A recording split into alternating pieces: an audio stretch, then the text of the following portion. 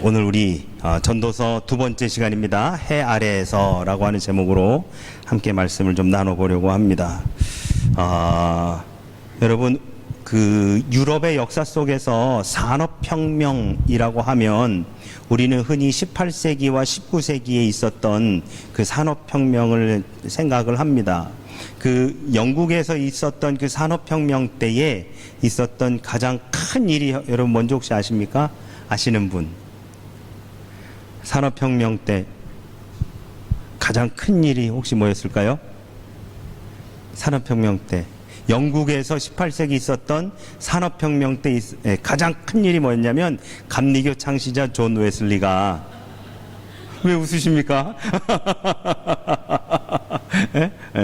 감리교 창시자 존 웨슬리가 이때 메소디스트 무브먼트를 했었다라고 하는 것이 가장 큰 일이었었지요. 왜냐하면 여러분, 산업혁명이라고 하는 것은 거의 아이들부터 4세 이상의 모든 사람들이 새벽에 나가서 밤늦게까지 인권이 유린되면서 일하고 있는 그 현장에 가장 필요했었던 건 뭐였다? 복음이었다라고 하는 것을 알려주는 것이 이 존 웨슬리 감리교의 메소디스트 무브먼트입니다.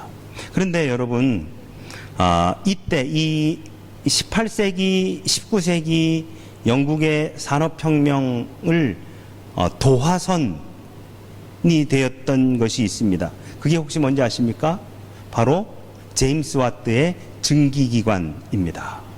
이 증기기관이 발명되면서 소위 산업혁명이라는 것이 일어날 수 있는 거예요. 왜? 증기기관으로 인해서 생산량이 기하급수적으로 늘어나니까 거기에 사람을 더 투입해서 이 증기기관을 돌려서 훨씬 더 많은 생산품들을 만들어내고자 했었던 것이다 라고 그렇게 이야기할 수 있습니다.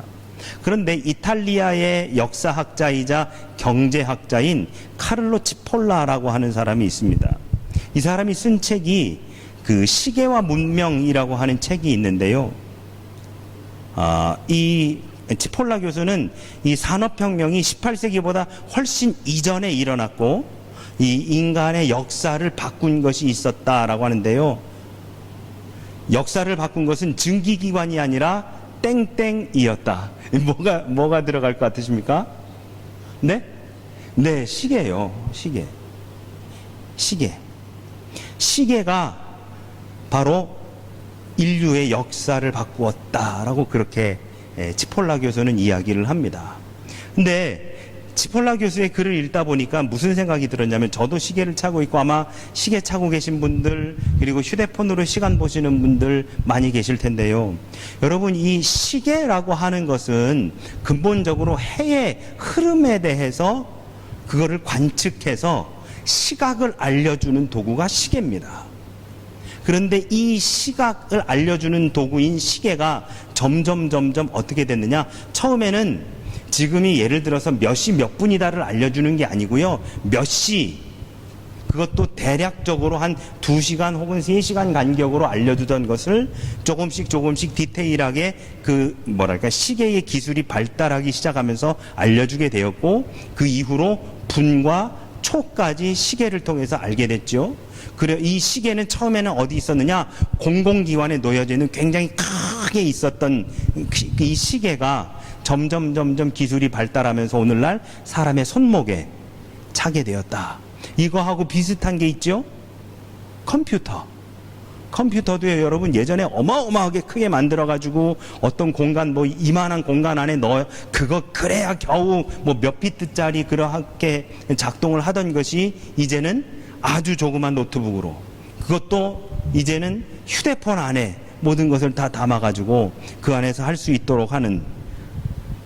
그런데 문득 이런 생각이 듭니다. 사람이 휴대폰을 발명했는데 이제는 휴대폰 없이 못 사는 세상에 살아갑니다. 이게 휴대폰이 사람을 다스리는 건지, 사람이 휴대폰을 다스리는 건지. 사람이 시계를 만들었거든요. 그러면서 시간을 보게 되었습니다.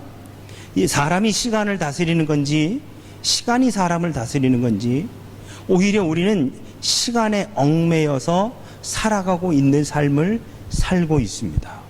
치폴라 교수는 그 책에서 보면 사람이 시간을 다스리면서 시간을 운용하면서 산다라고, 그것이 바로 이 역사를 바꾼 것이다 라고 이야기를 하지만, 점점 오늘날 현대인들은 어떻게 되느냐? 시간에 얽매여서 살아갑니다. 그러면 과연 우리들이 이 안에서 시간에 얽매여서 살아가는 우리의 삶은 어떠한 방향성을 가지고 살아가는 것일까? 저는 그래서요, 여러분, 한번 제가 그 전도사 시절에 수련회를 가는데 애들한테 시계를 못 가져오게 했었어요. 시계를. 그리고 시계를 싹 다 걷어, 그래도 차고 오는 애들이 있어서 시계를 수련회 첫날 가는 차 안에서 싹 다 걷었습니다. 그 지퍼백에다가 그 차 안에서 딱 걷어가지고 그 안에 보관하고 가는 차 안에서 나눠주겠다라고 그렇게 했어요. 그랬더니 어떤 현상이 벌어지는지 아십니까? 저는 그래도 제가 이제 타임키핑을 해야 되니까 시계를 차고 이 손목에, 여러분, 그 땀 나면 이렇게 테니스 할 때 하는 그 손목, 뭐라고 하죠? 아대라고 하나요? 그거를 저는 차고 그 안에다가 시계를 차고 있었거든요. 그러니까 다 아는 거예요. 전사님은 지금 시계 차고 다 시계 보고 있다. 그러니까 얘네들이 와가지고 뭘 하냐면, 전사님 지금 몇 시예요? 전사님 지금 몇 시예요? 제가 그 현상을 보면서, 아니 몇 시인지가 뭐가 그렇게 중요해요? 수련회 가서, 죄송합니다, 저는 약간 좀 독재적인 기질이 있나 봐요, 저한테. 수련회 가서 아니 성경 공부하자고 하면 성경 공부하고, 자 이제 끝났습니다, 밥 먹으러 갑시다, 밥 먹고 끝나서 그 다음 뭐 프로그램 진행하면 그 하고, 그리고 또 좀 배고파질 때쯤 되면 이제 저녁 먹고, 그 어련히 알아서 할까 와가지고 꼭 물어봐요. 지금 몇 시예요? 지금 몇 시예요? 제가 그것에 대해서 이렇게 되물었습니다. 왜 물어봐?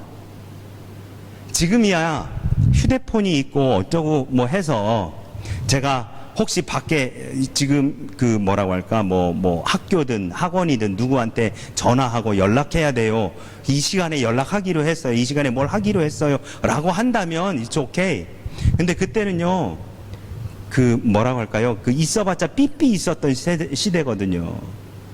그러니까 뭐 시간에 대해서 이렇게 크게 몰라도 굳이 상관이 없는, 그것도 더군다나 수련회 가가지고 한두 명이 아닙니다. 저한테 지금 몇 시에요를 물어보는 아이들이. 우리 청년부가 8월 24일, 25일 1박 2일로 수련회 가기로 했거든요.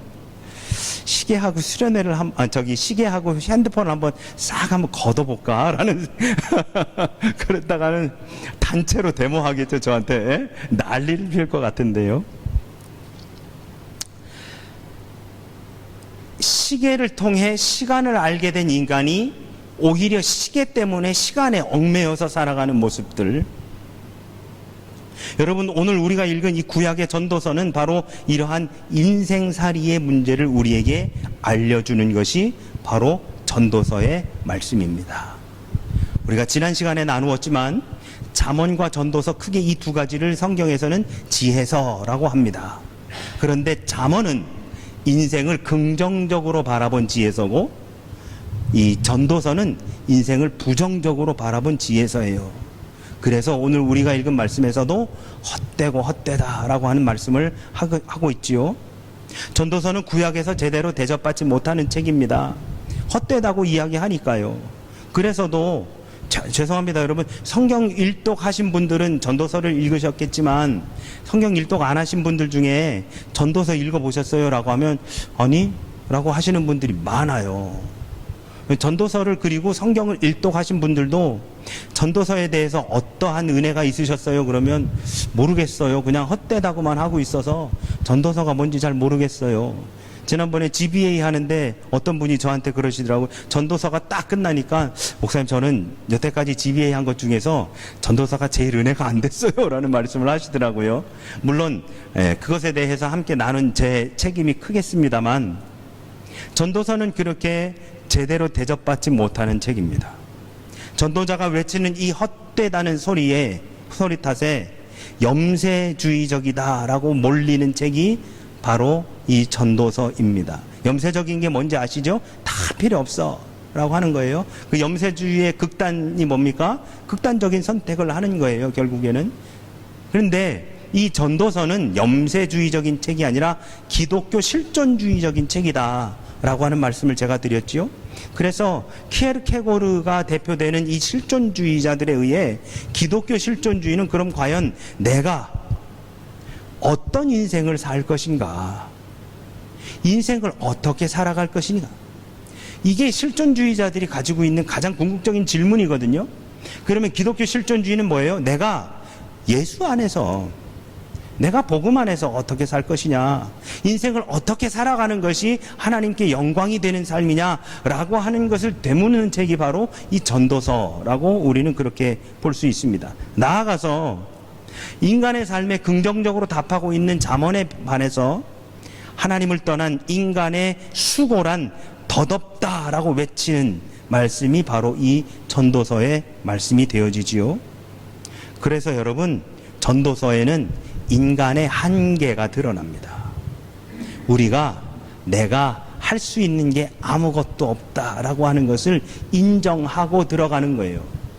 그래서도 1절이 아닌 2절에, 1절은 우리 지난번에 나누었지만 전도자가 누구냐라고 하는 거예요.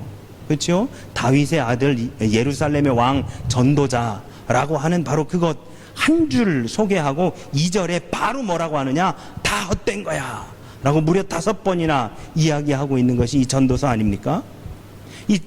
보시지요. 헛되고 헛되며 헛되고 헛되니 모든 것이 헛되도다. 그러면 여러분, 이렇게 하면 그러면 왜 살까요? 다 헛된데 왜 살아야 될까? 이렇게 질문하는 게 뭐예요? 염세주의입니다. 다 헛된데 못하러 살아. 다 헛된데 못하러 살아. 이 땅에서의 모든 것이 헛되니 그러면 우리는 어떻게 살아야 될까라고 하는 게 실존주의적인 거예요. 여러분, 여기에서 말하는 이 헛되다라고 하는 말은 히브리어로 헤벨이라고 하는 말입니다. 헤벨. 이 헤벨이라고 하는 말에는 3가지의 의미가 있어요. 첫 번째, 이해할 수 없는, 말이 안 되는 이라고 하는 뜻이 있습니다. 두 번째 헤벨에는 어떤 뜻이 있느냐?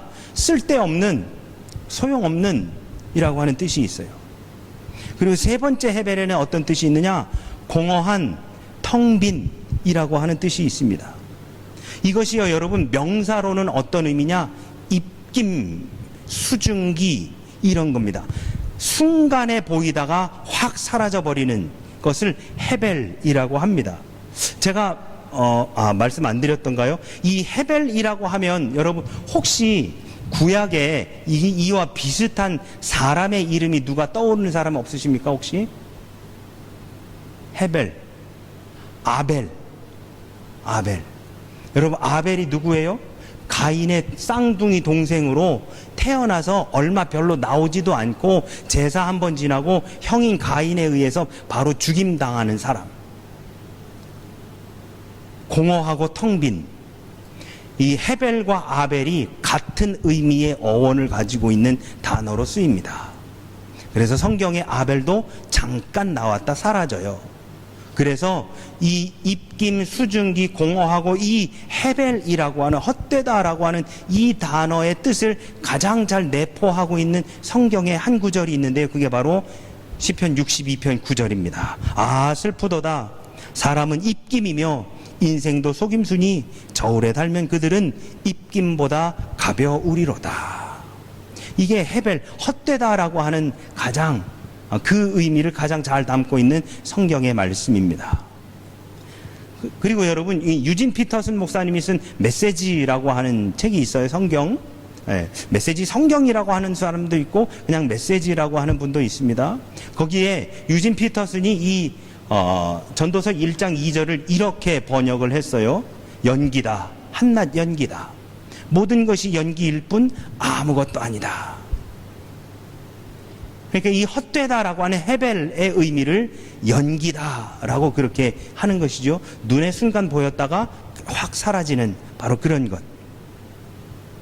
그러면 여러분, 왜 전도자는 전도서의 첫 소절부터 왜 헛되다고 외치고 있는 걸까? 전도자가 말하는 헛된 모든 것은 결국 무엇이냐? 3절에 해 아래서 수고하는 모든 수고가 다 다 헛되다는 거예요. 여러분 옆에 분, 뒤에 분 좀 한번 보시겠습니까? 오늘 헛된 삶을 살고 오신 분들이십니다. 오늘 하루 수고 많이 하셨는데요. 다 헛된 삶을 살고 온 거예요. 전도서에 의하면요. 해 아래서 하는 모든 수고가 다 헛된 거라고 그렇게 전도서 기자는 이야기합니다. 여기에서 주목해야 될 단어가 뭐냐? 바로 이 해 아래에서라고 하는 말입니다. 해 아래에서. 지금 전도자의 관심사는 해 아래에서 일어나는 일입니다. 그럼 보세요, 여러분. 해 아래에서라고 하는 말이 공간적 의미로 들리십니까? 시간적 의미로 들리십니까? 해 아래에서.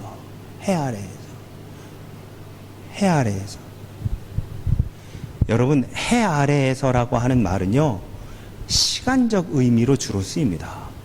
공간적 의미는요, 하늘 아래에서라고 하는 것이 공간적 의미로 쓰이고요, 해 아래에서는요, 시간적 의미로 쓰이는 거예요. 시간의 제약 속에 사는 현 세상을 가리키는 말이 바로 이 해 아래에서라고 하는 말입니다. 이는 눈에 보이는 현상에 매여 있는 인생을 말하는 거예요. 해 아래에서 살아가는 사람. 마치 시계를 만들어 놓고 시간에 쫓기며 살아가는 오늘날 우리네 인생들이 이 전도서 1장 3절에 나와 있는 해 아래에서 하는 모든 수고가 다 헛된 것이다 라고 말하는 것과 동일하다는 것이지요. 하늘, 제가 지난 주일날 말씀드렸지만 하늘의 신령한 복을 추구하는 게 아니라 이 땅의 복을 추구하고 살아가는 그러한 것, 바로 그러한 모습들이 우리들에게 보여지는 것. 어제도 오늘도 동일하게 하나님의 신령한 복은 오히려 너무 불편해요. 내가 그것을 알아가는 것을 불편하게 여기는 오늘날의 크리스찬들의 모습들을 또한 보여주는 것, 바로 이것이 전도서의 말씀이 되어집니다. 여러분, 욥은 지혜를 땅에서만 찾았습니다. 그래서 욥은 끊임없이 하나님께 뭐라 하느냐면 자기가 태어난 날에 대해 저주해요. 그날이 없었더라면, 그날에 태양이 떠오르지 않았었더라면, 어머니가 나를 사산했었더라면 하면서 계속해서 자신이 태어난 날을 저주하고 그날이 없었기를 바랍니다. 그러는 욥에게 찾아와 새 친구가 뭐라 이야기하느냐? 네가 이 땅에서 무언가 잘못했으니까 네가 지금 이 고생을 하는 거지. 그러니까 빨리 네가 뭔가가 잘못했는지를 빨리 깨닫고 그것에 대해 하나님 앞에, 네가 믿는 하나님 앞에 회개하고 빨리 되돌아가. 우리 이걸 뭐라고 했죠? 인과응보. 모든 세상의 것을 인과응보의 관계로만 보게 만들어 놓은 것이 욥기였고, 또한 욥이 그러한 시선을 가지고 이 세상을 바라보는 것이다 라고 우리는 그렇게 지난번에 함께 나누었었더랬죠. 그런데 여러분, 그렇게 하고 있는, 즉 이 땅에서의 복만을 추구하고 이 땅에서의 것만을 추구하고 있는 그 욥에게 하나님 찾아와서 뭐라 하시느냐? 내가 땅에 기초를 놓을 때 내가 어디 있었느냐 라고 하는 말씀을 하시는 거지요. 즉 땅의 것만을 바라볼 것이 아니라 하나님의 것을 바라봐, 신령한 복을 바라봐라 라고 하시는 하나님의 초대입니다. 이것은 여러분 욥기 38장부터 나오는 하나님의 음성은 욥에게 지탄하는 게 아니에요. 욥의 잘못을 꾸짖거나 욥을 정죄하시는 게 아니라 하나님께서 욥을 초대하시는 것입니다.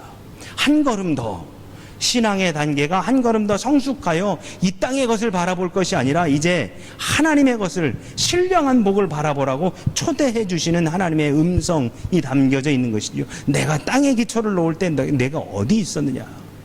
그러니까 아무것도 모르는 거예요. 여러분, 이 욥기 38장에 나와 있는 하나님의 이 말씀을 하시는 그 하나님의 심정이 어떤 건지 혹시 아십니까? 제가 예전에 봤었던 그 광고인데요. 그 배우 신구 선생님이 그 배에서 이렇게 바다에서 저기 하면서 다른 사람들한테 했던 얘기가 있죠. 니들이 개맛을 알아? 이거예요. 니들이 그걸 알아? 욥을 향해 하나님, 우리를 향해 하나님께서 너희들이 하늘의 신령한 법을 알기는 알아? 그걸 알기나 알고 불편해하는 거야? 그걸 알기는 알고 너희가 지금 땅의 것만을 추구하면서 하는 거야 라고 하는 바로 그러한 말씀.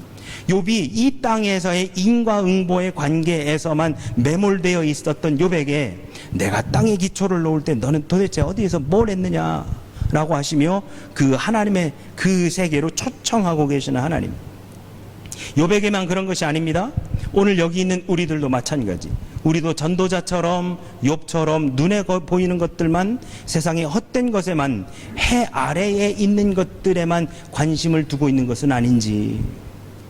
그래서 3절에서 제기한 해 아래에서 수고한 모든 수고가 사람에게 무엇이 유익한가 라고 하는 질문에 대해서 이제 4절부터 11절까지 두 가지로 나누어서 답을 줍니다. 첫 번째 4절부터 7절은 자연의 예를 들어서 답을 해주고 있고, 그리고 8절부터 11절까지는 사람들의 경험에 빌어서 답을 해주고 있는 것이 바로 이 3절의 질문에 대한 겁니다. 그러면서 기가 막힌 말씀이 나옵니다. 4절에 한 세대는 가고 한 세대는 오되 땅은 영원히 있도다. 여러분, 이 싱가포르 땅은 아주 오랜 옛날부터 있었던 것이지요.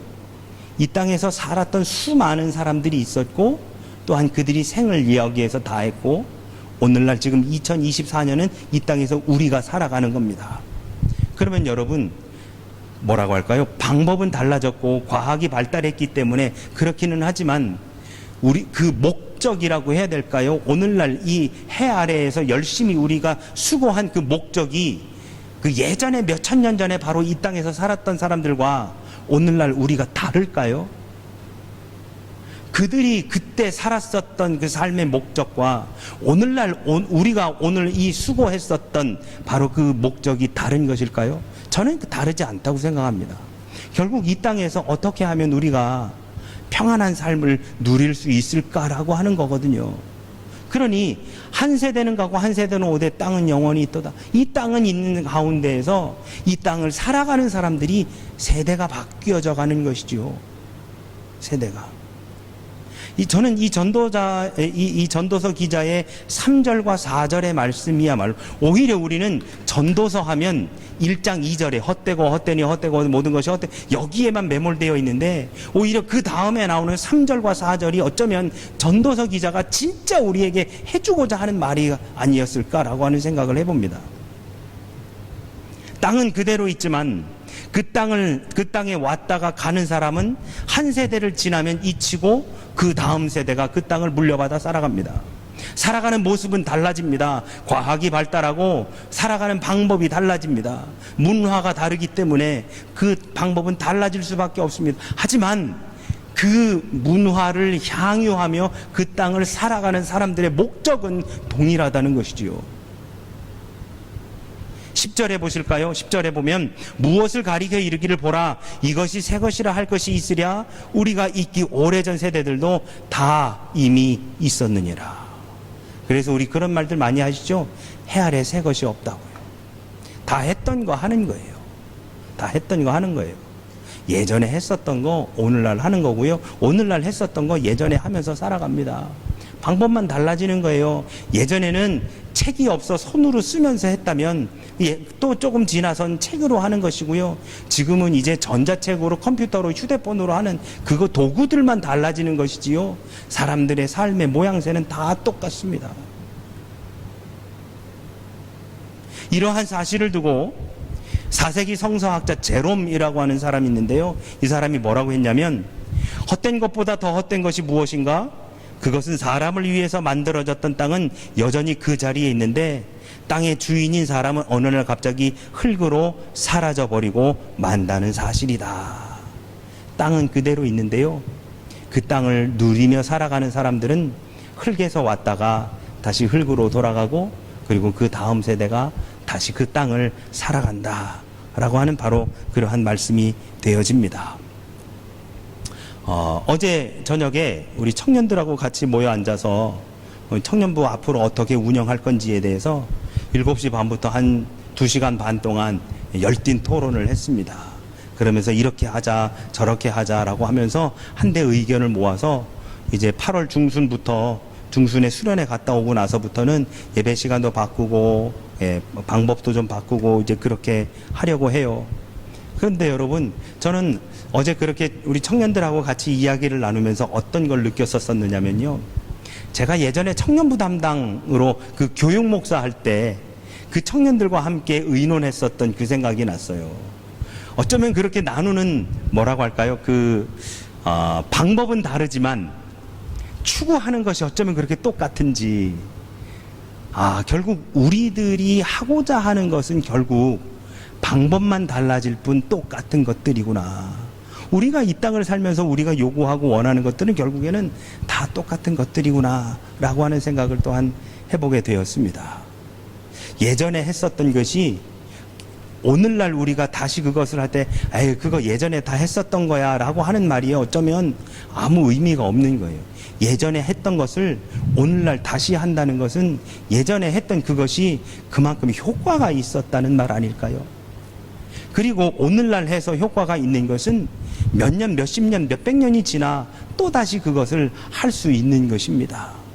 교회의 역사가 길어지면서 예전에 그거 우리 했었던 거고 이것도 해봤던 거고 저것도 해봤던 거고 라고 하는 그 모든 것들이 여러분 다 또다시 적용이 되고 또다시 우리에게 은혜가 되어지는 것이지요.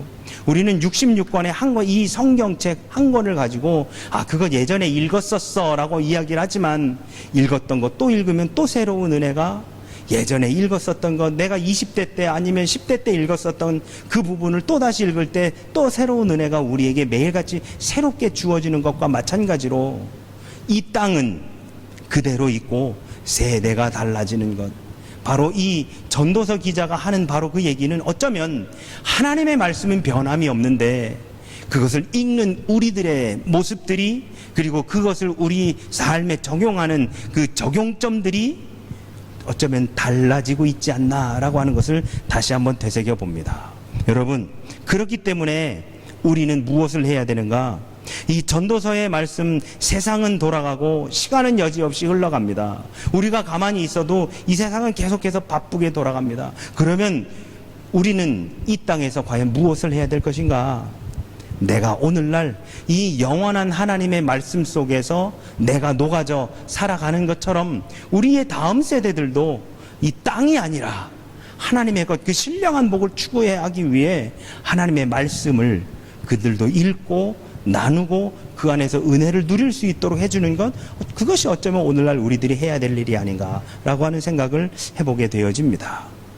우리들에게 있어서 오늘 본문에서 말하는 땅이라고 하는 것, 해 아래에서 새 것은 아무것도 없으니 우리에게 있어서 그 땅이라고 하는 것은 결국 하나님의 말씀이 되어야 하고, 그리고 신령한 복을 추구하는 삶이 되어야 할 줄로 믿습니다. 그래서 바로 그 말씀을 통해 우리가 새롭게 되어지고 우리의 다음 세대가 새롭게 되어지고 그 다음 세대가, 이곳 싱가포르라고 하는 땅에 몇천 년 전부터 사람들이 살아왔었던 그 모양은 달라도 추구하는 것이 똑같았었더라고 한다면 우리들은 바로 하나님의 말씀 안에 우리의 삶을 그대로 적용하고 살아가는, 바로 그것이 우리 이전 세대도 지금 우리 세대도 우리 다음 세대도 그렇게 살아갈 수 있도록 우리가 그렇게 살아가야 되지 않을까라고 하는 생각을 해보게 되어집니다.